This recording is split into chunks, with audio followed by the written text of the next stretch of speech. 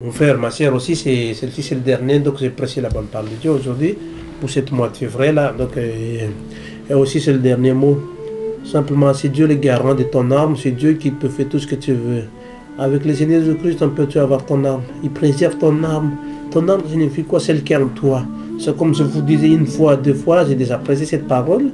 Et ça, ce n'est qu'une apparence là. C'est comme comme disent, c'est une belle tomate. Tu laisses sur cette terre-là, ça joue notre vie, ça décompose. Donc c'est ton arme qui sauve. C'est comme je vous disais déjà tout à l'heure, une belle voiture, une voiture sans moteur. Même la carrosserie est toute neuve, qui n'a pas de moteur à l'intérieur. Ton corps, il ne va pas bouger, ta voiture, il ne bouge pas de là. Et ton corps, c'est à peu près les mêmes choses. Ton corps, si jamais il n'y a pas de l'esprit dans ton corps, il n'y a pas d'âme dans ton corps, ta vie ne va pas fonctionner droit chaque jour. Parce que nous, on en a besoin de la parole de Dieu. Un peu de temps en temps, notre âme, il en a besoin de cette parole de Dieu pour qu'il survive, pour qu'il développe. C'est comme une fruit, tu ne l'arroses pas une fruit. Une plante, tu ne l'arroses pas. Pendant 6 mois, 2 mois, tu ne l'arroses pas. Il va décomposer et pourtant le fruit, il en a besoin de l'eau. Donc notre vie, de temps en temps, on en a besoin un peu de la parole de Dieu pour qu'il survive notre âme. Il en a besoin un peu de la parole de Dieu, un bon message qui vient de la parole de Dieu. Que Jésus, il t'aime. Jésus qui te sauvera. C'est Jésus qui est le garant de ton âme. C'est Jésus qui c'est tout ce que tu fais dans la base. C'est Jésus qui te peut sauvera. Notre vie, notre âme, il n'est pas prêt comme ça. Il en a besoin de la parole de Dieu. Si jamais tout le temps tu as écouté la malheur des autres, oui, il y a un autre voisin qui a eu un problème, il y a un autre voisin qui a été suicidé, tu écoutes ça. Ton âme, il va venir, comment on appelle ça? Dépression nerveuse. C'est comme une plante, comme je vous dis, vous n'arrosez pas une plante. Il ne porte pas ses fruits. Tu plantes le fruit, comment on appelle là? Ton plante, ton orange l'année, ton fruit l'année, dans l'année, si jamais tu n'arroses pas, tu ne donnes pas à manger, est-ce que tu sais quoi, il va porter les fruits? Ah non, il ne porte pas les oranges. Et dans notre vie, cette arme-là, il fait à peu près les mêmes choses. Il faut qu'il porte quelque chose. Notre âme, il en a besoin de la parole de Dieu. Parce qu'il a soif. Parce qu'il a soif. C'est pas suffisant. C'est pas simplement suffisant.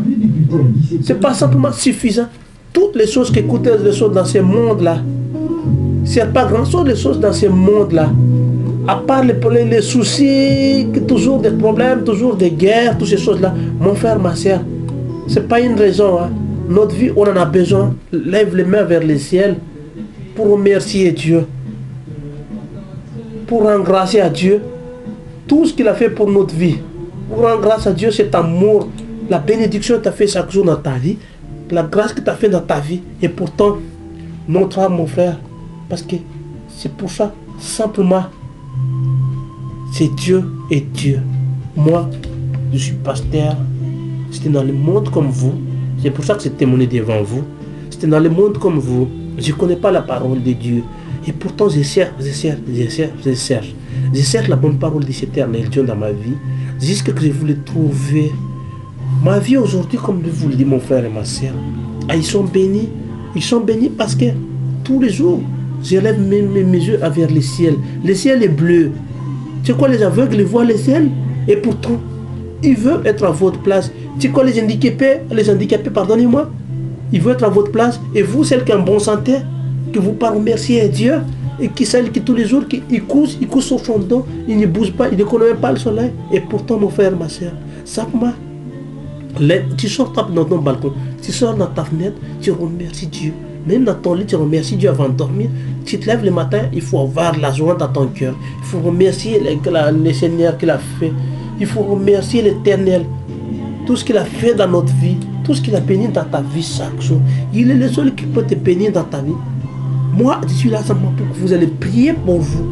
Pour prier, pour avancer dans votre vie. Vous avancez pour la parole de Dieu dans votre vie. Que vous avancez comment être chrétien. Comme je dis, les frères hier m'a téléphoné encore. Je l'ai répété. À devant Dieu, tu es musulman, tu es chrétien, ce n'est pas fort. Il n'y a pas un problème, mon frère. À ce moment, je ne reçois pas mal de coups de fil comme ça. Coups de fil, je reçois pas mal de coups de fil, mon frère. Parce que moi, je les conseille. C'est simple pour repentir toi devant Dieu. Abandonne toutes les choses que tu as fait dans ta vie. Tes vies anciennes, il faut la loin de derrière toi.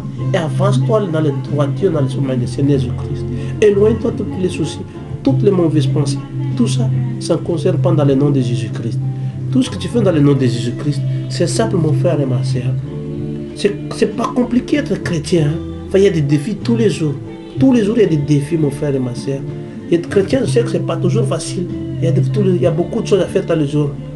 Oui, mon frère. Il y a tous les jours qu'il y a des défis. Pardonnez-moi, mon frère.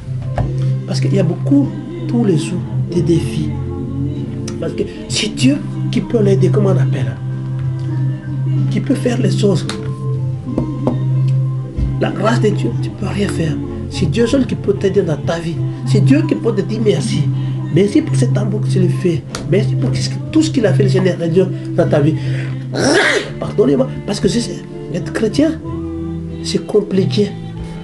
C'est grâce à Dieu qu'on est là. Prends le message de Jésus-Christ. C'est simple. Soyez bénis. À ce moment aussi, beaucoup de monde qui me téléphone, C'est pas facile de ce qu'être chrétien. Soyez bénis. Laissez vos enfants. Mais confiez vos enfants.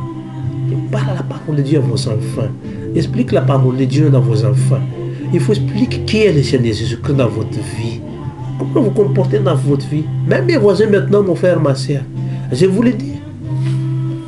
Ils sont tellement curieux quand le Seigneur nous pardonne. C'est dit, le nom de Jésus-Christ soit béni. Parce que vous avez pourquoi?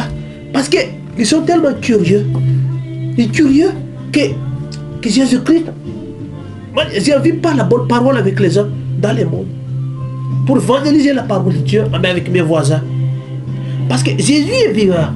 Jésus il est auprès de nous chaque jour. Dieu ne nous a jamais abandonnés dans notre vie. Aujourd'hui, le Seigneur Jésus-Christ, il est vivant. Donc même mes voisins, mon frère, il a envie de façon de notre vie chaque jour. Mes voisins, il aime la musique dans le monde. Il ne connaît pas la musique. Il aime la musique de l'église. Aujourd'hui, il commence à écouter la musique de l'église. Béni soit le nom de Jésus-Christ. Parce que ça signifie. Il vit au milieu des pasteurs. Il vit au milieu des chrétiens. Ça signifie petit à petit, il écoute à la force, écouter la musique, écouter tout le temps la parole de Dieu. Il est en train de prier, évangéliser, parler avec les frères aussi au téléphone. Un jour, il va passer à une étape dans sa vie. Et pour le moment, on dit il faut jamais forcer les gens. Eux, il faut quand même qu'ils choisissent qu'être chrétien. Ce n'est pas moi qui choisis, c'est eux-mêmes. Et pour ça, j'ai béni le nom de Jésus-Christ. Tout ce qu'il a fait. Soyez bien. Amen.